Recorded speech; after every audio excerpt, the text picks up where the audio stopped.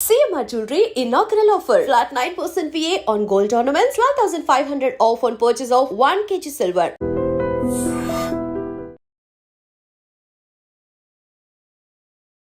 Hi hello నమస్తే welcome to iDream media. నేను miss రావ్య. మనతో పాటు ఇప్పుడు ఉన్నారు certified financial planner Subhash Babu గారు. నమస్తే సార్. నమస్తే స్టాఫియా. ఎలా ఉన్నారు? Good morning, thank you. So Diwali, Dasara ఇవన్నీ వచ్చేస్తున్నాయి ఫెస్టివల్స్. మనకి ఈ ఫెస్టివల్స్ వస్తున్నాయంటే ఆఫర్స్ మనల్ని ముంచెత్తుతూ ఉంటాయి. ఇది కొనుక్కోండి, అది కొనుక్కోండి అని చెప్పి. ఇప్పుడు కొత్తగా జిఎస్టీ కూడా ఒకటి అప్డేట్ వచ్చింది. ఏంటి అంటే కొన్నిట్లో జీరో అని చెప్పి. సో అప్డేట్స్ ఏంటి? ఆ జిఎస్టీ అప్డేట్స్ ఒకసారి చెప్తారా? షూర్. జిఎస్టీకి యాక్చువల్లీ అది starting point prime minister Modi August 15న ఆయన స్పీచ్లో దీపావళి టైంకి ఒక మంచి జిఎస్టీ గురించి అనౌన్స్మెంట్ రాబోతున్నాయి, దాంట్లో చాలా మార్పులు చేయబోతున్నా అని ఆయన పెద్ద హింట్ ఇచ్చారు ప్రజలకు ఆయన స్పీచ్లో, ఇండిపెండెన్స్ స్పీచ్లో. ఇప్పుడు సెప్టెంబర్ 22 నుంచి అమల్లోకి రాబోతుందని కూడా అంటున్నారు. కరెక్ట్. ఆయన దీపావళి నుంచి అని ఎఫెక్టివ్ అని చెప్పారు ఆయన స్పీచ్లో. సో అందరూ దీపావళిని డెఫినెట్గా మార్కెట్ కూడా బాగా రియాక్ట్ అయింది ఆ స్పీచ్కి.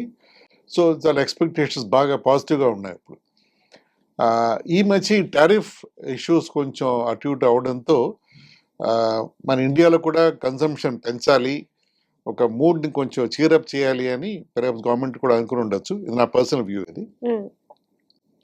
సో ఇప్పుడు బ్యాంక్స్ ఇంట్రెస్ట్ రేట్స్ తగ్గించాయి అండ్ మనీ సప్లై పెంచడం ట్రై చేస్తాం బ్యాంక్ సొసైటీలో కామన్ పీపుల్ దగ్గర.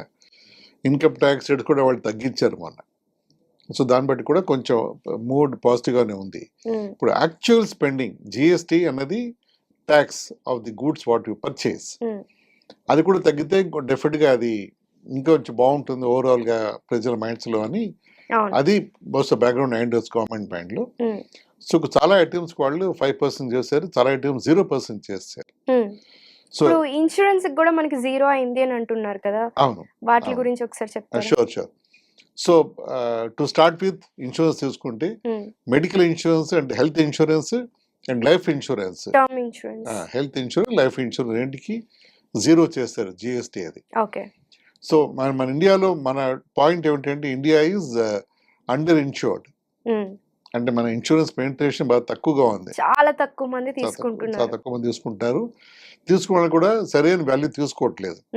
అంటే అసలు ఒక వ్యక్తి లైఫ్ వాల్యూ 2 కోట్లు అయితే అది 50 లక్షలు తీసుకోవడం, 20 లక్షలు తీసుకోవడం.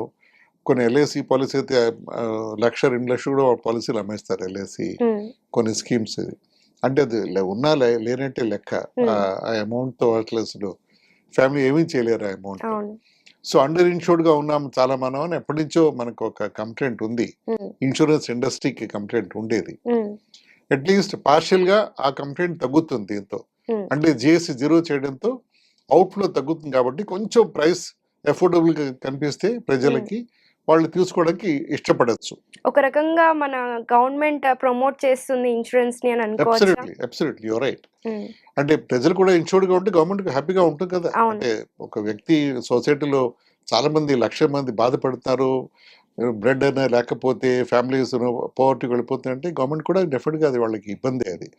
సో ఇన్సూరెన్స్ ఉంటే అది ఒక పాజిటివ్గా వెళ్ళొచ్చని ఫీలింగ్ ఉంది. కాబట్టి హెల్త్ అండ్ లైఫ్ రెండు ఇన్సూరెన్స్ జీరో చేస్తారు, అది పెద్ద ఫ్యాక్ట్. అది కామన్ ఇంటి దాకా వచ్చేప్పటికి ఇంట్లో వాడే కామన్ గూడ్స్కి పప్పులు, ఉప్పులు, ఆయిల్ వీటన్నిటిలో కూడా వాళ్ళు దాని బాగా తగ్గించారు. 5% కొన్ని 0% కూడా చేస్తారు. అంటే ఒక లేడీ ఇల్లు నడిపే లేడీకి అవుట్ఫ్లో నెలకి తగ్గిపోతుంది. అది 1000 రూపాయలు తగ్గుతుందా, 2000 తగ్గుతుందా, 500 రూపీస్ తగ్గుతుందా, డిఫరెంట్ తగ్గుతుంది ఏదో అమౌంట్. అదొక పాజిటివ్ చీర్ ఇస్తుంది మైండ్లో. అలాగే చిన్నపిల్లలు ఇంట్లో వాళ్ళు పెన్సిల్స్, రబ్బర్లు, stationery, art work, painting, brushes అన్నీ జీరో చేస్తారు అన్నిటికీ. సో దాంట్లో కూడా బర్డెన్ తక్కువ ఫీల్ అవ్వాలి పేరెంట్స్ అని అదొకటి చేస్తారు. సో ఇంతే కాకుండా ఆటోమొబైల్స్ లో ఎలా ఉంది? ఆటోమొబైల్స్ లో బైక్స్ అండ్ కార్స్ కి up to certain level engine capacity or car size బట్టి వాళ్ళు అది కూడా బాగా తగ్గించారు. సో అది కూడా మన ఇంజనీరింగ్ ఆటోమొబైల్ ఇండస్ట్రీకి అదొక పుష్ అది.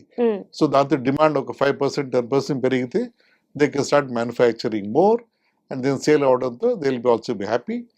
ప్రజలు కూడా హ్యాపీగా వాళ్ళు ఫెస్టివల్ బాగా గడుపుకోగలరు. సో కొన్ని కార్స్కి అయితే వాళ్ళు ఎవరైతే కట్టగలరో, అంటే ఎవరైతే who can afford to buy bigger cars, hybrid cars అని, లేకపోతే పెద్ద కార్స్కి వాళ్ళు జిఎస్టీ పెంచారు. అన్నిటికీ తగ్గించలేదు, కొన్ని కార్స్ కి పెంచారు. హై వాల్యూ గూడ్స్ కి పెంచారు. SIM goods and luxury goods కి వాళ్ళు, అంటే గవర్నమెంట్ వోకల్ ఫర్ లోకల్ అనేది కూడా నినాదం ముందుకు తీసుకెళ్తుంది. అంటే మన లోకల్ బ్రాండ్స్ కి అని చెప్పి. సో లోకల్ బ్రాండ్స్ కి ఏమైనా జిఎస్టీ తగ్గించి అవుటర్ వాటికి జిఎస్టీ పెంచడం అట్లా ఏమైనా జరుగుతుందంటారా? నా లెక్కలో ఆ బైఫ్రికేషన్ జరిగినట్టు లేదు, మైండ్ లేదు. అలాగే సిగరెట్స్, సిమ్ గూడ్స్ అంటారు, వాటికి జిఎస్టీ పెంచారు. అలాగే సాఫ్ట్ డ్రింక్స్, కూల్ డ్రింక్స్, వాటికి కూడా జిఎస్టీ పెరిగింది, బెవరేజెస్ పెరిగింది. అలాగే aerated water, mineral water bottles కూడా దానికి కూడా జిఎస్టీ పెంచారు. సో ఇందాక నేను చెప్పినట్టు హైయర్ కెపాసిటీ కార్స్కి, 4x4కి, ఎస్యూబీస్కి వాటికి జిఎస్టీ పెంచారు. వాటికి 40% అయింది వాటికి. సో అంటే ఎవరైతే గవర్నమెంట్ ఉద్దేశంలో కట్టగలరు వాళ్ళకి బాగా పెంచారు.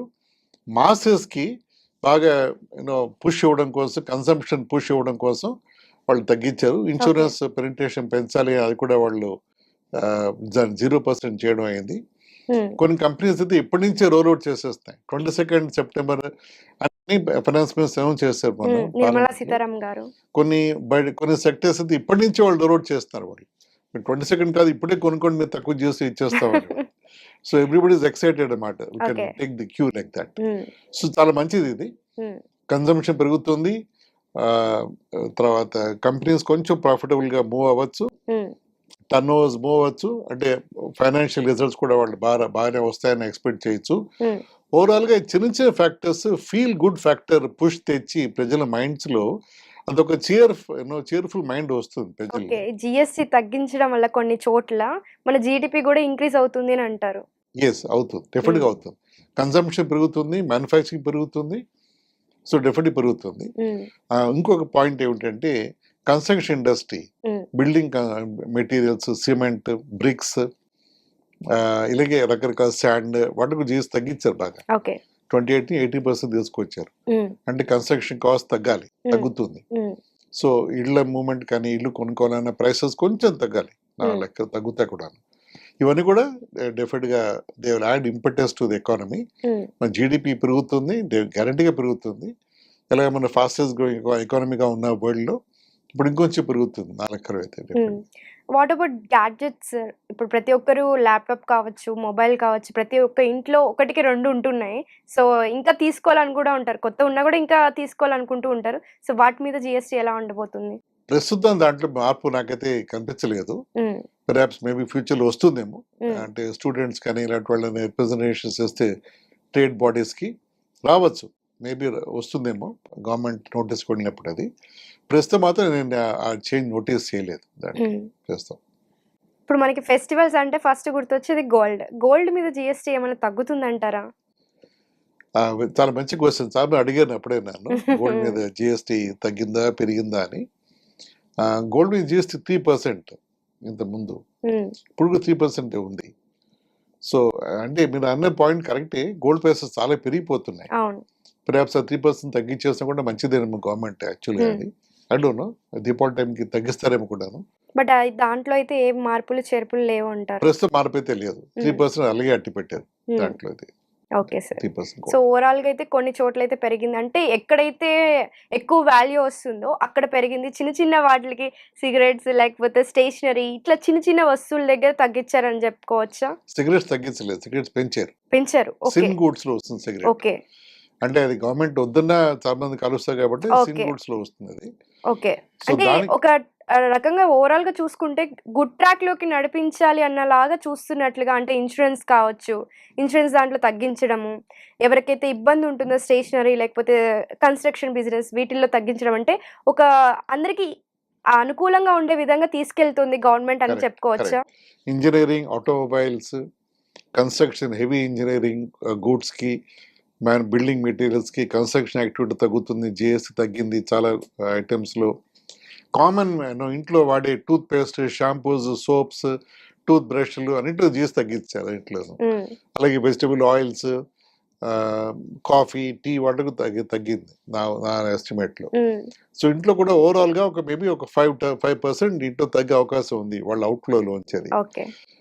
స్కూల్ పిల్లలకి ఇందాక చెప్పినట్టు మనం వాళ్ళు వాడే ఐటెమ్స్ మీద బర్డెన్ లేకుండా అవును. ఫ్యామిలీకి అది జీరో చేసేది జీఎస్టీని. హ్మ్. సో, ఇవన్నీ కూడా ఎక్కడ కూడా ఇంక్రిమెంటల్‌గా బెనిఫిట్ కనిపిస్తుంది ఫ్యామిలీకి. ఓకే. ఒక సామాన్యుడికి అనుకూలంగా ఉంది ఇప్పుడు వచ్చిన జీఎస్టీ అప్డేట్స్ అనుకోవచ్చా సార్? అబ్సల్యూట్‌గా అనుకోవచ్చు. Okay sir. Thank you so much sir. Thank you.